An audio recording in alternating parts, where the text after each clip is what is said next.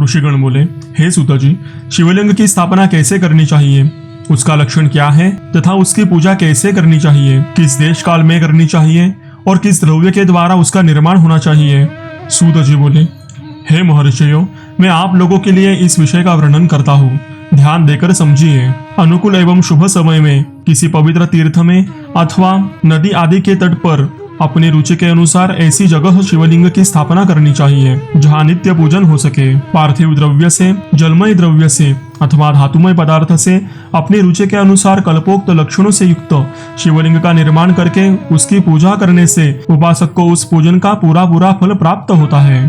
संपूर्ण शुभ लक्षणों से युक्त शिवलिंग तत्काल पूजा का फल देने वाला है। यदि चल प्रतिष्ठा करनी हो तो इसके लिए छोटा सा शिवलिंग और यदि अचल प्रतिष्ठा करनी हो तो स्थूल शिवलिंग श्रेष्ठ माना जाता है। उत्तम लक्षणों से युक्त पीठ सहित शिवलिंग की स्थापना करनी चाहिए। शिवलिंग का पीठ मंडलाकार, चौकोर, त्रिकोण अथवा खटवांग के आकार का यानी ऊपर गोल तथा आगे लंबा होना चाहिए। ऐसा लिंग पीठ महान फल देने वाला होता है। पहले मिट्टी, प्रस्तर आदि से अथवा लोहे आदि से शिवलिंग का निर्माण करना चाहिए। जिस द्रव्य से शिवलिंग का निर्माण हो उसी से उसका पीठ भी बनाना चाहिए। यही स्थावर यानी चल प्रतिष्ठा वाले शिवलिंग की विशेष बात है। चर यानी चल प्रतिष्ठा वाले शिवलिंग में भी लिंग और पीठ का एक ही उपादान होना चाहिए, किंतु बाण लिंग के लिए यह नियम नहीं है। लिंग की लंबाई निर्माणकर्ता के 12 अंगुल के बराबर होनी चाहिए। ऐसा ही शिवलिंग उत्तम कहा गया है। इससे कम लंबाई हो तो फल में कमी आ जाती है, अधिक हो तो कोई दोष नहीं है। चरलिंग में भी वैसा ही नियम है। उसकी लंबाई कम से कम कर्ता के 1 अंगुली के बराबर होनी चाहिए। पहले शिल्प शास्त्र के अनुसार एक विमान या देवालय बनवाए जो देवगुणों की मूर्तियों से अलंकृत हो। उसका गर्भगृह बहुत ही सुंदर, सुदृढ़ और दर्पण के समान स्वच्छ हो। उसे 9 प्रकार के रत्नों से विभूषित किया गया हो। उसमें पूर्व और पश्चिम दिशा में 2 मुख्य द्वार हो। जहाँ शिवलिंग की स्थापना करनी हो उस स्थान के गर्त में नीलम, लाल रत्न, वैदूर्य, श्याम रत्न, मरकत, मोती, मूंगा, गोमेद और हीरा इन 9 रत्नों को तथा अन्य महत्वपूर्ण द्रव्यों को वैदिक मंत्रों के साथ छोड़े। सद्योजात आदि 5 वैदिक मंत्रों द्वारा शिवलिंग का 5 स्थान में क्रमशः पूजन करके अग्नि में हविष्य की अनेक आहुतियां दे और परिवार सहित मेरी पूजा करके गुरु स्वरूप आचार्य को धन तथा भाई बंधुओं को अभिलषित वस्तुओं से संतुष्ट करे। याचक को जड़ यानी सुवर्ण गृह एवं भू संपत्ति तथा चेतन यानी गौ आदि वैभव प्रदान करे। स्थावर जंगम सभी जीवों को यत्नपूर्वक संतुष्ट करके एक गड्ढे में सुवर्ण तथा 9 प्रकार के रत्न भरकर सद्योजात आदि वैदिक मंत्रों का उच्चारण करके परम कल्याणकारी महादेव जी का ध्यान करे। तत्पश्चात नाद घोष से युक्त महामंत्र ओंकार का उच्चारण करके उस गड्ढे में शिवलिंग की स्थापना करके उसे पीठ से संयुक्त करे। इस प्रकार पीठ युक्त लिंग की स्थापना करके उसे नित्य लेप यानी दीर्घकाल तक टिके रहने वाले मसाले से जोड़कर स्थिर करे। इसी प्रकार वहाँ पंचाक्षर मंत्र से परम सुंदर वेर यानी मूर्ति की स्थापना करनी चाहिए। सारांश यह कि भूमि संस्कार आदि की सारी विधि जैसी लिंग प्रतिष्ठान के लिए कही गई है वैसे ही वेर यानी मूर्ति प्रतिष्ठा के लिए भी समझनी चाहिए। अंतर इतना ही है कि लिंग प्रतिष्ठा के लिए प्रणव मंत्र से उच्चारण का विधान है, परंतु वेर की प्रतिष्ठा पंचाक्षर मंत्र से करनी चाहिए। जहाँ लिंग की प्रतिष्ठा हुई है वहाँ भी उत्सव के लिए और बाहर सवारी निकालने आदि के निमित्त वेर यानी मूर्ति को रखना आवश्यक है। वेर को बाहर से भी लिया जा सकता है, उसे गुरुजनों से ग्रहण करें। बाह्य वेर वही लेने योग्य है जो साधु पुरुषों द्वारा पूजित हो। इस प्रकार लिंग में और वेर में भी की हुई महादेव जी की पूजा शुभपद प्रदान करने वाली होती है। स्थावर और जंग के भेद से लिंग भी 2 प्रकार का कहा गया है। वृक्ष लता आदि को स्थावर लिंग कहते हैं और कृमि कीट आदि को जंगम लिंग। सिंचने आदि के द्वारा स्थावर लिंग की सेवा करनी चाहिए और जंगम लिंग को आहार एवं जल आदि देकर तृप्त करना चाहिए। उन स्थावर जंगम जीवों को सुख पहुंचाने में अनुरुक्त होना भगवान शिव का पूजन है, ऐसा विद्वान पुरुष मानते हैं। इस प्रकार चराचर जीवों को ही भगवान शंकर के प्रति मानकर उनका पूजन करना चाहिए। सभी पीठ परा प्रकृति जगदम्बा का स्वरूप है और समस्त शिवलिंग चैतन्य स्वरूप है। जैसे भगवान शंकर देवी पार्वती को गोद में बिठाकर विराजते हैं, उसी प्रकार यह शिवलिंग सदा पीठ के साथ ही विराजमान होता है। इसी तरह महालिंग की स्थापना करके विविध उपचारों द्वारा उसका पूजन करें। अपनी शक्ति के अनुसार नित्य पूजा करनी चाहिए तथा देवालय के पास ध्वजारोपण आदि करना चाहिए। इस प्रकार साक्षात शिव का पद प्राप्त करने वाले लिंग की स्थापना करके अथवा चरलिंग में षोडशोपचार द्वारा यथोचित रीति से क्रमशः पूजन करें। यह पूजन भी शिवपद प्रदान करने वाला है। आवाहन, आसन, अर्घ्य, पाद्य, पाद्यांग आचमन, अभ्यंग पूर्वक स्नान, वस्त्र, गंध, पुष्प, धूप, दीप, नैवेद्य, तांबूल समर्पण, नीराजन, नमस्कार और विसर्जन, ये 16 उपचार है।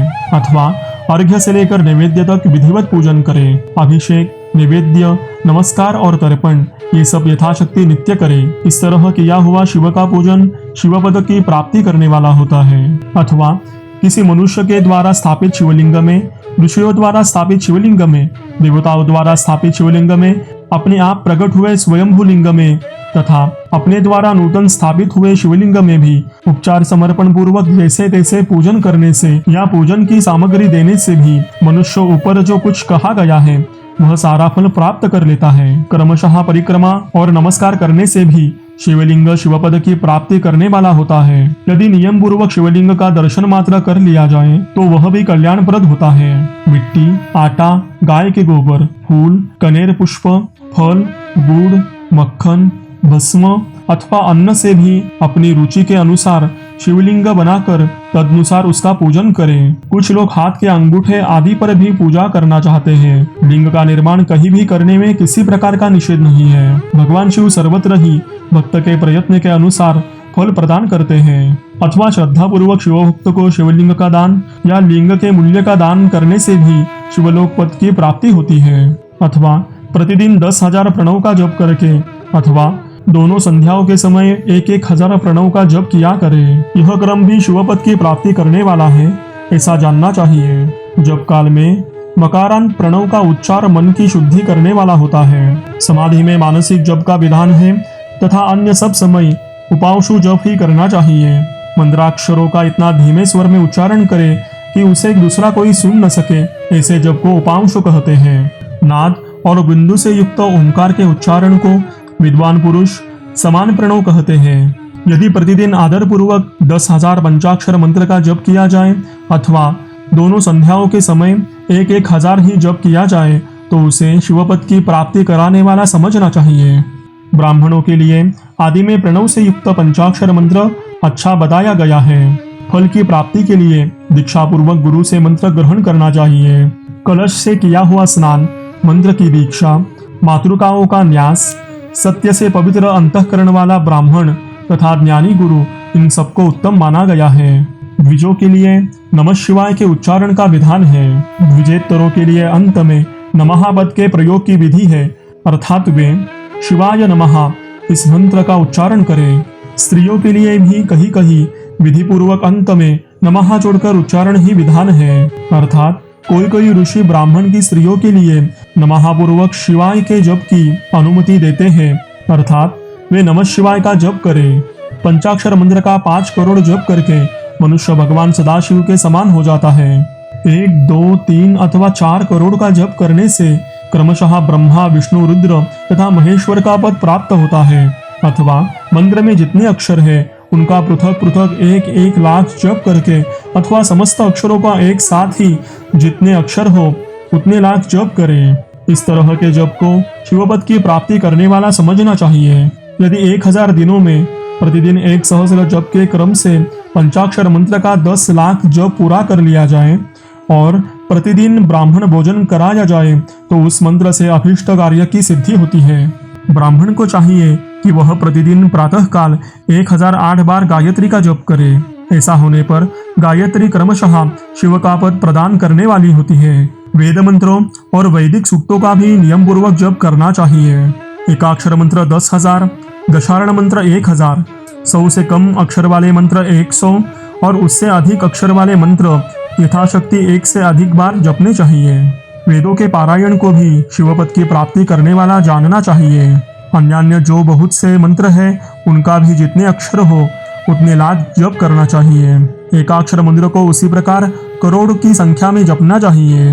अधिक अक्षर वाले मंत्र 1000 की संख्या में भक्तिपूर्वक जपने चाहिए। इसी प्रकार जो यथाशक्ति जप करता है वह क्रमशः शिवपद प्राप्त कर लेता है। अपनी रुचि के अनुसार किसी एक मंत्र को अपनाकर मृत्यु पर्यंत प्रतिदिन उसका जप करना चाहिए, अथवा ओम इस मंत्र का प्रतिदिन 1 सहस्र जप करना चाहिए। ऐसा करने पर भगवान शिव की आज्ञा से संपूर्ण मनोरथ की सिद्धि होती है। जो मनुष्य भगवान शिव के लिए फूलवाड़ी या बगीचे आदि लगाता है तथा शिव के सेवा कार्य के लिए मंदिर में झाड़ने बहारने आदि की व्यवस्था करता है, वह इस पुण्य कर्म को करके शिवपद प्राप्त कर लेता है। भगवान शिव के जो काशी आदि क्षेत्र है उनमें भक्तिपूर्वक निवास करें। वे जड़ चेतन सभी को भोग और मोक्ष देने वाले होते हैं। अतः विद्वान पुरुष को भगवान शिव के क्षेत्र में मृत्यु पर्यंत निवास करना चाहिए। मनुष्यों द्वारा स्थापित शिवलिंग से चारों ओर 100 हाथ तक पुण्य क्षेत्र कहा गया है तथा ऋषियों द्वारा स्थापित शिवलिंग के चारों ओर 1000 हाथ तक पुण्य क्षेत्र होता है। इसी प्रकार देवता द्वारा स्थापित शिवलिंग के चारों ओर भी 1000 हाथ तक पुण्य क्षेत्र समझना चाहिए। स्वयंभू लिंग के चारों ओर तो 1000 धनुष्य यानी 4000 हाथ तक पुण्य क्षेत्र होता है। पुण्य क्षेत्र में स्थित बावड़ी कुआ और पोखरे आदि को शिवगंगा समझना चाहिए। भगवान शिव का ऐसा ही वचन है। वहाँ स्नान दान और जप करके मनुष्य भगवान शिव को प्राप्त कर लेता है। अतः मृत्यु पर्यंत शिव के क्षेत्र का आश्रय लेकर रखना चाहिए। जो शिव के क्षेत्र में अपनी किसी मृत संबंधी का दाह दशाह मासिक श्राद्ध सपिंडीकरण अथवा वार्षिक श्राद्ध करता है अथवा कभी भी शिव के क्षेत्र में अपने पितरों को पिंड देता है, वह तत्काल सब पापों से मुक्त हो जाता है और अंत में शिवपद पाता है। अथवा शिव के क्षेत्र में 7, 5, 3 या 1 ही रात निवास कर ले। ऐसा करने से भी क्रमशः शिवपद की प्राप्ति होती है। लोक में अपने अपने वर्ण के अनुसार सदाचार का पालन करने से भी मनुष्य शिवपद को प्राप्त कर लेता है।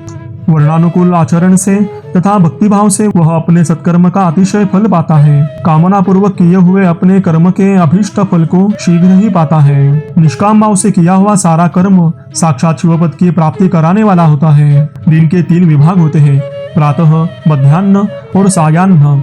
इन तीनों में क्रमशः एक एक प्रकार के कर्म का संपादन किया जाता है। प्रातः काल को शास्त्र विहित नित्य कर्म के अनुष्ठान का समय जानना चाहिए। मध्याह्न काल सकाम कर्म के लिए उपयोगी है तथा सायंकाल शांति कर्म के लिए उपयुक्त है, ऐसा जानना चाहिए। इसी प्रकार रात्रि में भी समय का विभाजन किया गया है। रात के 4 प्रहरों में से जो बीच के 2 प्रहर हैं उन्हें निशीथ काल कहा गया है। विशेषतः उस काल में की हुई भगवान शिव की पूजा अभीष्ट फल को देने वाली होती है। ऐसा जानकर कर्म करने वाला मनुष्य यथोक्त फल का भागी होता है। विशेषतः कलयुग में कर्म से ही फल की सिद्धि होती है। अपने अपने अधिकारों के अनुसार ऊपर कहे गए किसी भी कर्म के द्वारा शिवाराधना करने वाला मनुष्य यदि सदाचारी है और पाप से डरता है तो वह उन कर्मों का पूरा फल अवश्य प्राप्त कर लेता है।